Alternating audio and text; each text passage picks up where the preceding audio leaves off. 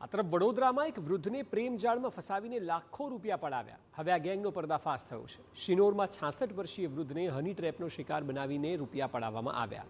કાવતરું રચીને 75 લાખની માતબર રકમ પડાવવામાં આવી.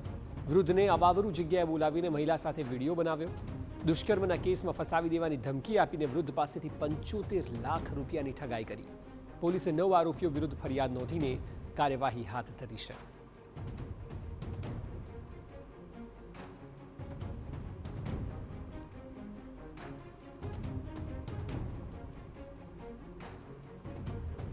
શિનોરના અનવર ટેલર નામના શખ્સે વૃદ્ધનો સંપર્ક એક મહિલા સાથે કરાવ્યો હતો. મહિલાએ અવારનવાર વૃદ્ધને અલગ અલગ જગ્યાએ મળવા બોલાવ્યા. કાવતરાના ભાગરૂપે જ્યારે મહિલાએ કૂવા પાસેની એક ઓરડીમાં વૃદ્ધને મળવા બોલાવ્યા ત્યારે ટોળકીના સભ્યોએ વૃદ્ધનો વિડીયો બનાવીને દુષ્કર્મના ખોટા કેસમાં ફસાવી દેવાની ધમકી આપી. જે બાદ વૃદ્ધે 9 આરોપીઓ સામે નામજોગ ફરિયાદ નોંધાવતા પોલીસે વધુ કાર્યવાહી હાથ ધરી છે.